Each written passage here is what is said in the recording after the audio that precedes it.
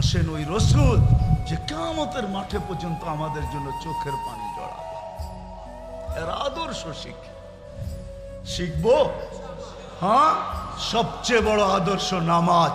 আজকের থেকে অঙ্গীকার করি কে নামাজ ছাড়বো না। ওয়াদা, ওয়াদা, যেখানে থাকি ওইখানে পুরানি ছাড়ি না। এই উম্মতকে বড় জিনিস দিছেন। হায় হায় হায় হায়, নামাজ যে কি জিনিস। আবার কোনোদিন আসছি যদি তাহলে শোনা মনে, এটার ভিতরে রাখা কি আছে। নামাজ শুধু নামাজ না, মা বোনদেরকেও বলবো নামাজ পড়ি, কিছু করি আর না করি নামাজ আর ছাড়বো না। আর আল্লাহর রসুলের আদর্শ শিখি।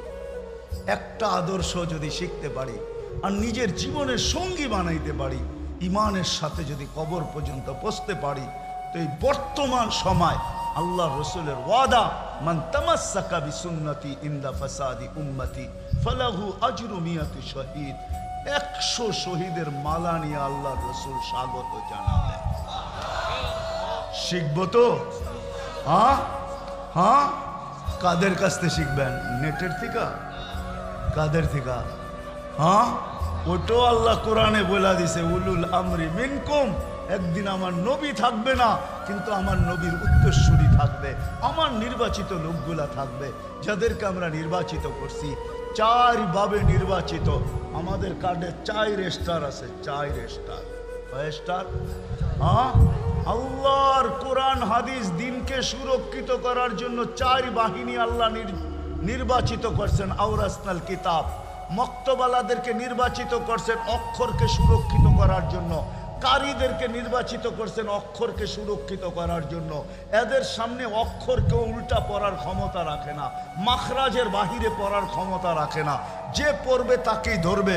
দ্বিতীয় হাফেজদেরকে নির্বাচিত করছেন হরফ, আরে হরফ সুরক্ষিত করার জন্য কারি, আর শব্দ সুরক্ষিত করার জন্য হলো হাফেজ। মানি মতলব সুরক্ষিত করার জন্য ওলামা। কেউ উল্টা অর্থ করবে, জাগারটা জাগায় গলায় পাড়া দিয়া ধরবে। আর দিনের হাকিকত, আলো, হাকিকতকে মারেফ, এটাকে সুরক্ষিত করার জন্য 4র্থ বাহিনী হলো আল্লাহওয়ালারা, হক্কানি আল্লাহওয়ালারা। কোরআন এটাই বুঝাইছে, এদের কাছ থেকে শিখেন। যতদিন পর্যন্ত আমার দেশে এই 2টা জিনিস থাকবে, ততদিন পর্যন্ত নড়বে চড়বে ইনশা আল্লাহ এই দেশ পড়বে না। সারা দুনিয়া যত কিছু ডুল পিটাক না কেন, আমার মন বলে বাংলাদেশে কোনো বিষয়ে কোনো দিন যদি 2 পরিবেশ থাকে, বিপর্যয় ঘটবে না। আজ পর্যন্ত ঘটে নাই, জন্ম লগ্ন থেকে দেখতেছি আজ পর্যন্ত কোনো বিপর্যয় বাংলাদেশ ঘটে নাই। বহুত বিপর্যয় দুনিয়ার টোল বাজছে, এটা হবে সেটা হবে, এই হবে সেই হবে, না খায়া মরবে, দাফন করার লোক পাওয়া যাবে না। করোনা লগ্নে কত বলছে যে বাংলাদেশে এত লোক মরবে যে দাফন করার লোক পাওয়া যাবে না। জান WHO-তে যায় দেখেন, করোনাকে প্রতিরোধ করার ব্যাপারে সবচেয়ে বড় মালাটা কাদের গলায়? কাদের গলায়? হুরমি আমেরিকা। বাংলাদেশের গলায় 1 নম্বর বাংলাদেশ। আমেরিকাও বিপর্যয় ঘটছে, উন্নত দেশ, ওরা তো আজও রিসার্চ করতেছে যে এরা কিছু ছাড়া তারে প্রতিরোধ করলো। আমি তো কমও আমাদের দেশে প্রতিরোধ কি দিয়া করছে? ওটা ওইকে ফার্মেসি আলা করে জিগাইলে কইতে পারবো প্রতিরোধ কি দিয়া করছে।